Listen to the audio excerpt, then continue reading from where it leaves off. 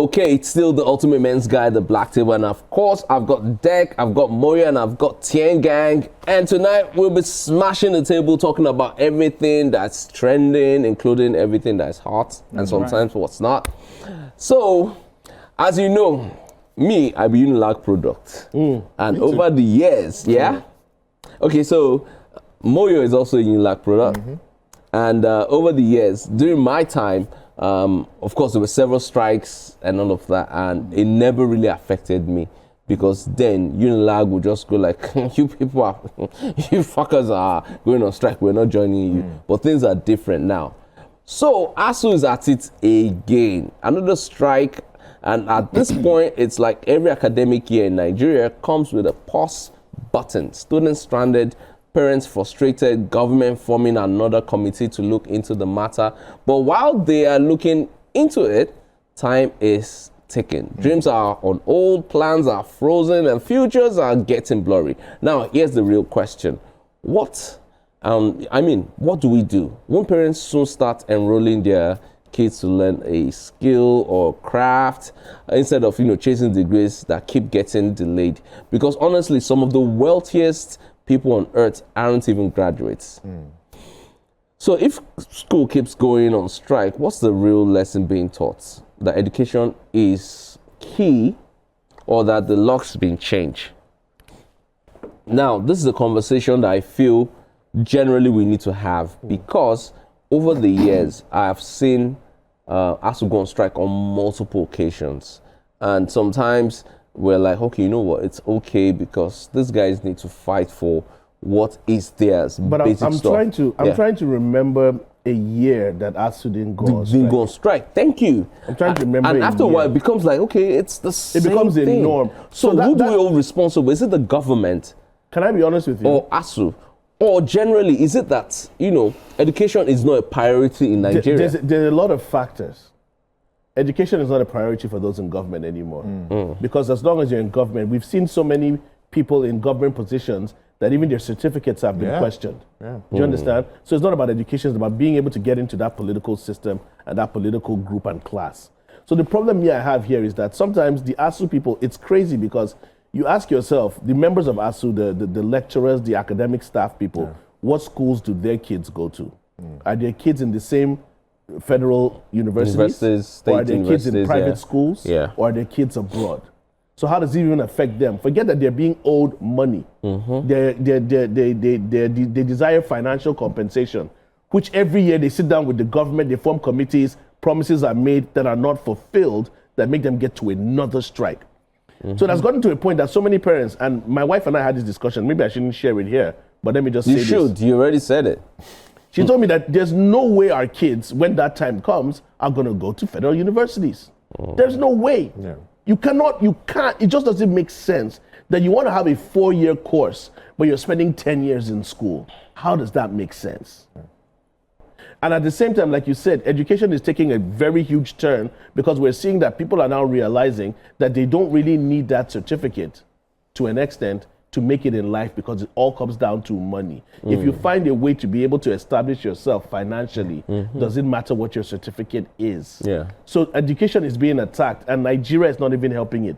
I'm telling you, Nigeria is a movie that it's a series that is never ending. I'm wondering, it's going to get better, it go better, it go better. When is that time going to happen? But you see, I have a twist plot. I think as much as we want to hold ourselves responsible for the things we're not doing, I think the Western culture, some way, somehow, have us squeezed. And it might not be their fault, but I feel we're still under some form of colonialism. Because when you're seeking certain things, you're seeking great education. You go outside of the country, you're seeking amazing, healthcare. The same thing, you do that.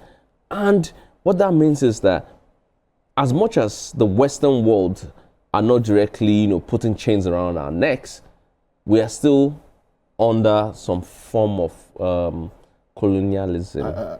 I agree with what you're saying. And I'll say this, obviously neocolonialism and imperialism is still something we experience in certain ramifications. But I will say the buck stops at our table, right? I don't think we should blame the West for anything. I want to blame them. Even in the And I have reasons why I want to blame them for Yeah, it. no, but I will say this, even in the 60s and the 70s, you can probably ask the older generation, they'll tell you, even the king of Saudi Arabia used to go to the medical facility in Ibadan.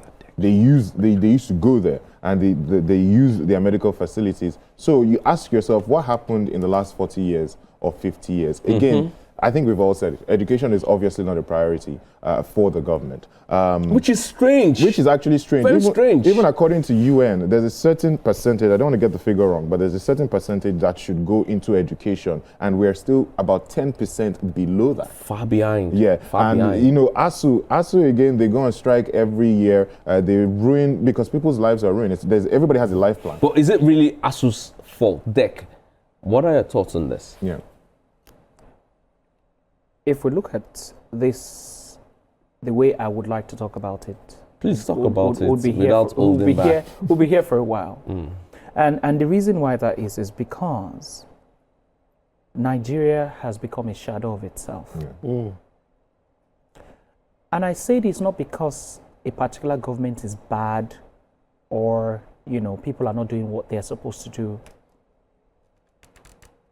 What we must understand is the fact that any society that plays around or that messes around with education has lost it. Absolutely. Why?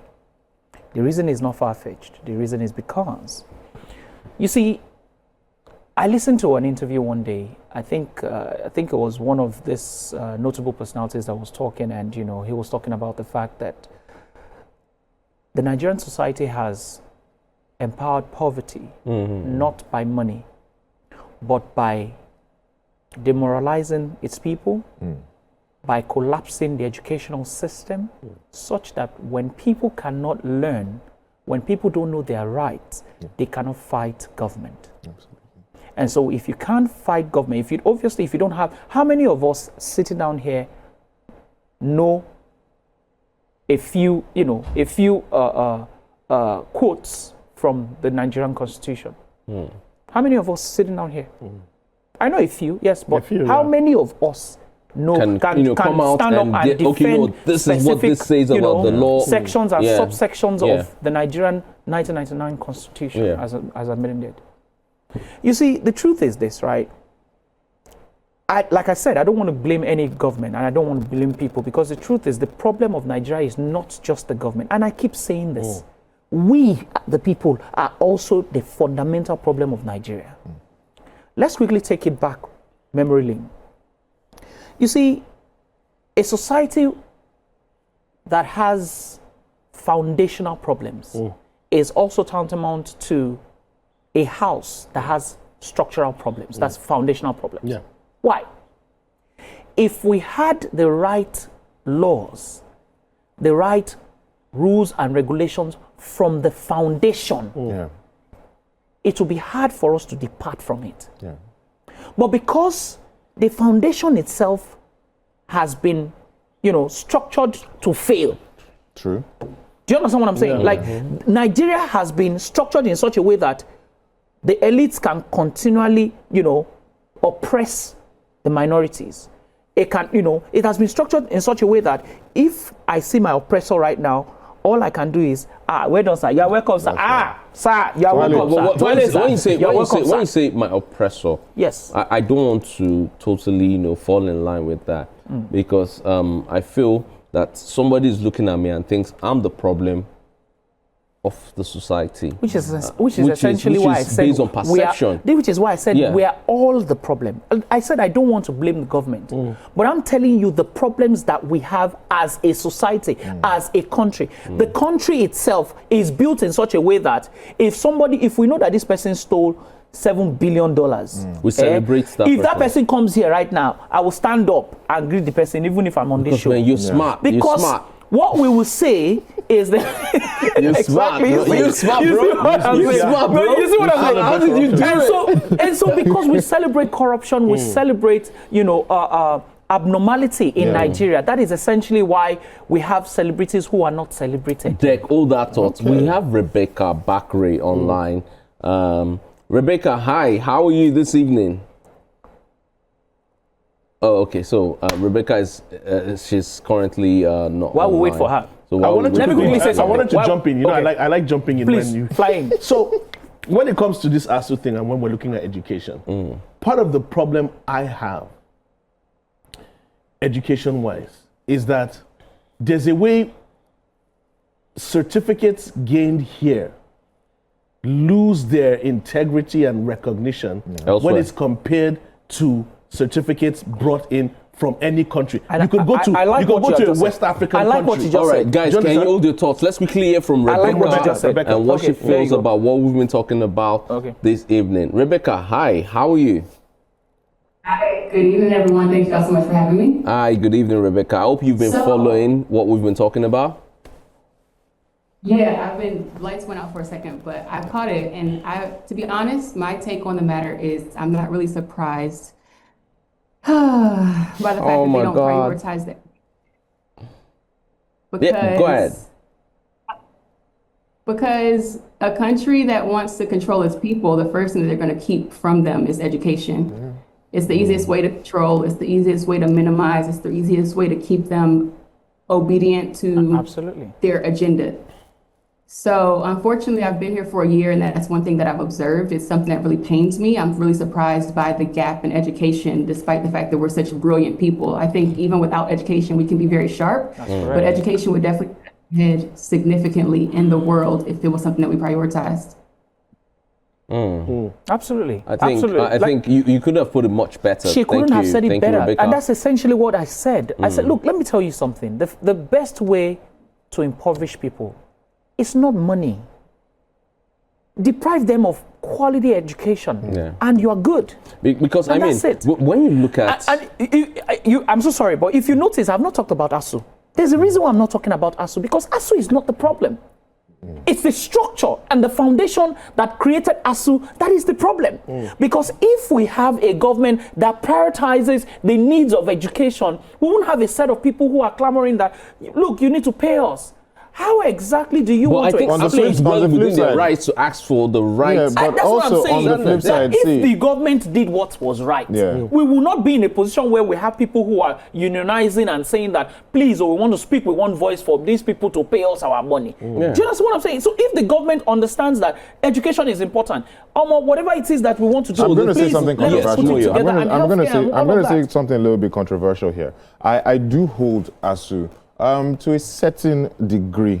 I hold them, responsible for, the situations that we have right now. Again, it's been year on year, almost every year. They strike. So what exactly do you discuss when you guys go, behind closed doors and you will have these conversations? What exactly do you discuss that make you say, okay, we're going to go back and pick up tools? Because let's be realistic. When it comes to ASUU, I expect a certain level of intellect. These are the upper echelon of academia.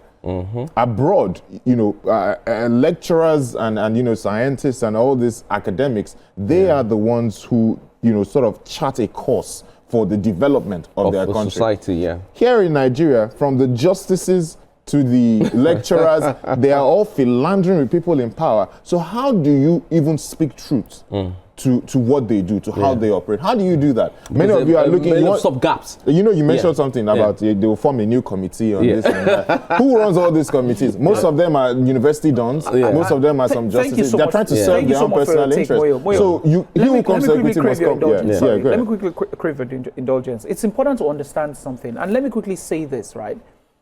So you see, there are certain elements in government that you don't mess around with. Okay. One of which is education.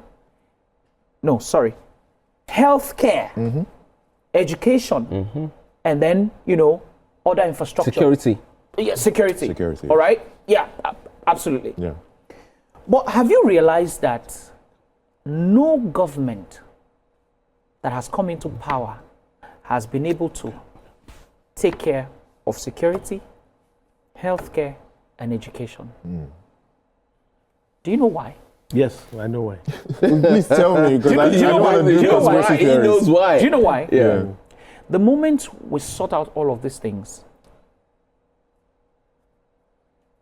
Everything is mostly almost I don't know. I don't want to say what I want to say. Mostly If I say what I want to all say, good. I don't want to say. There but will always once we be saw- problem, but everything is mostly almost all good. Yeah. That's how I put it. Do you know that the bulk of what we pray for in Nigeria is education? God, please let my child enter to school. Yeah. God, please give me money. Let me be able to pay for school fees. Yeah.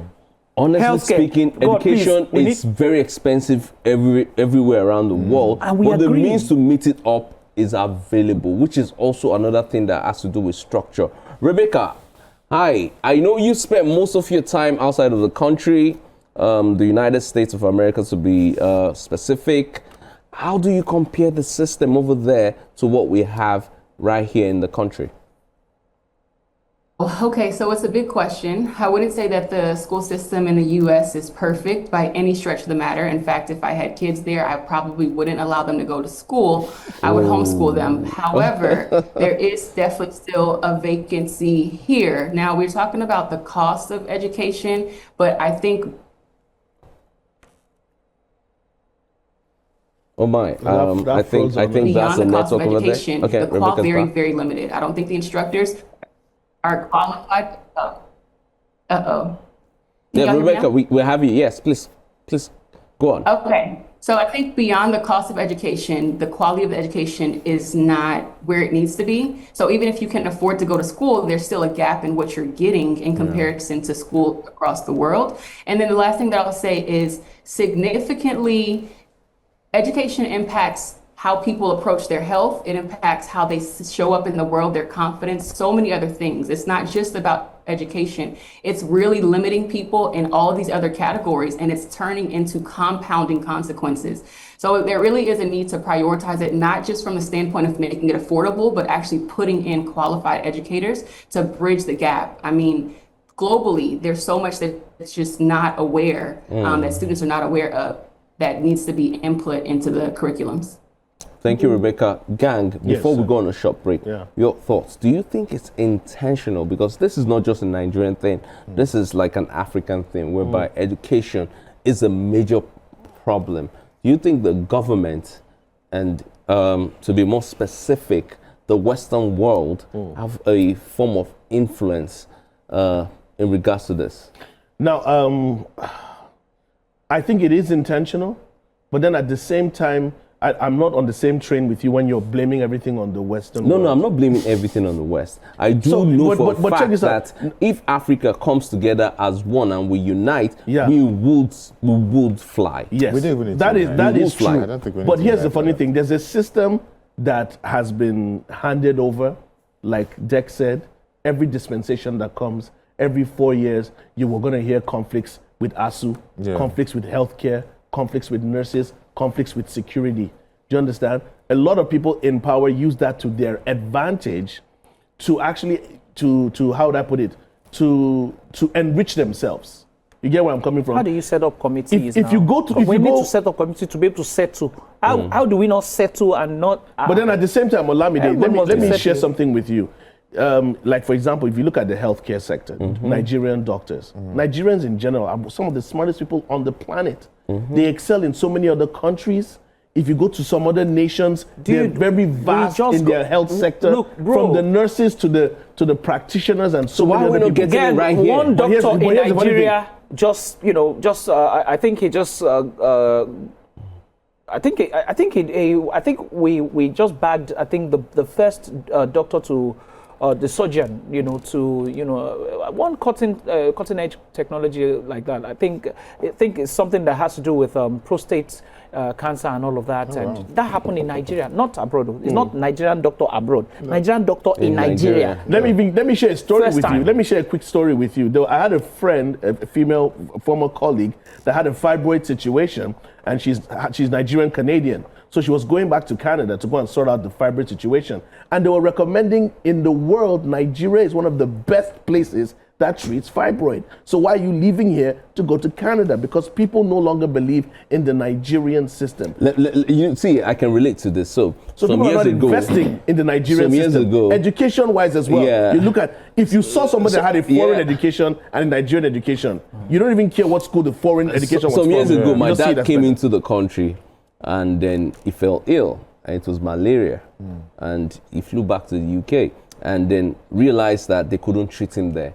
So they flew him back here to treat him, which shows that we've got the potentials, we've got everything it takes to make things work in this country. But now I think our priorities are a bit mixed up, and that is what we need to sort out. You know what you just said actually reminded me of something that happened on Twitter. I'm so sorry. Yeah.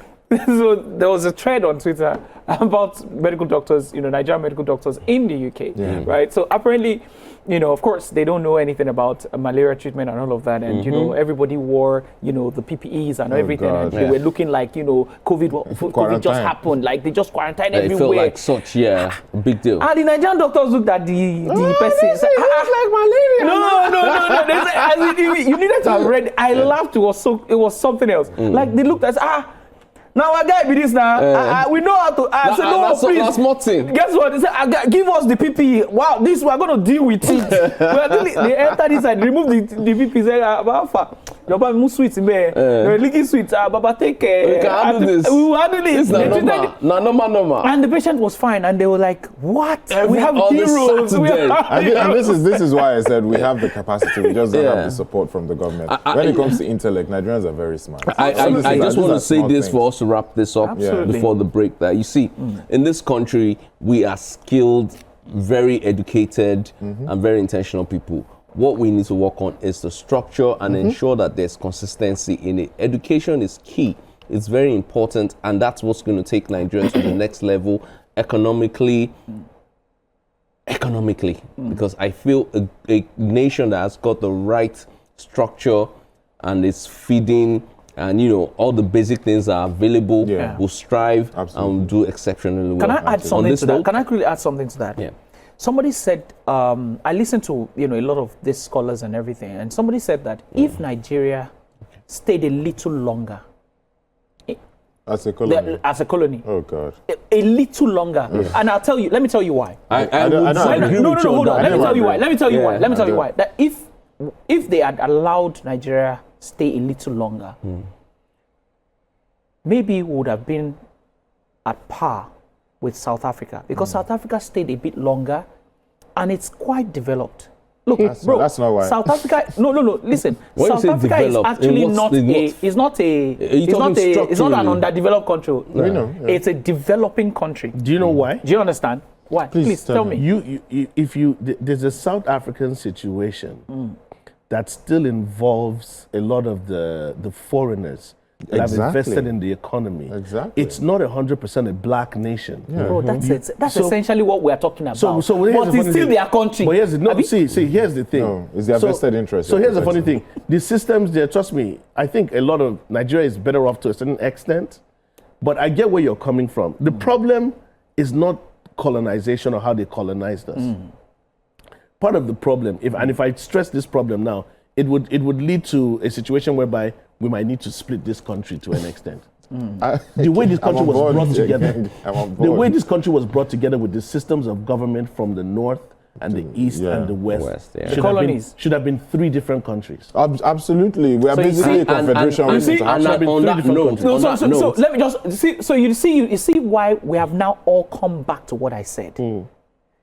Nigeria's issue is a foundational problem. Absolutely. Okay, but guys, you know me.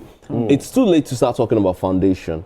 We are where we are, and moving forward is the only way we have. So if we can't move forward if we don't take care of the foundation, that's what I'm saying. Let me give you an example. You said they said the house has tilted and is about to fall, and you say we can figure out a way to straighten, and maybe if we push it and see. Let's not push it.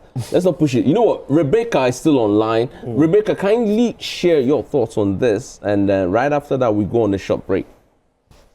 Yeah, I love this conversation about the gap between foundational focus or moving forward. I think sincerely what was said is so true. We do need to start at the foundation. I think the reason why Nigerians have a hard time with that is because we're not patient. Yeah, it's true. country probably needs to start Fantastic, over from Rebecca, scratch. you're doing well. Thank you, Rebecca. Thank you. You know, on that note. So yeah, we need to address the foundation for sure. Okay, so Absolutely. Rebecca said we need to address the foundation Absolutely. deck, and I think every other person's on board. Absolutely. I feel moving forward is the only solution. We can't really do much about the foundation. What we can do is look at how to support what Olamide, what's the cracks problem? are. Why On are this you note- saying that we should not look at On this note, the we'll take a quick break. It's still the Black Table, the Ultimate Men's Guide, and when we return, we'll be talking about our topic tonight, which is financial compatibility.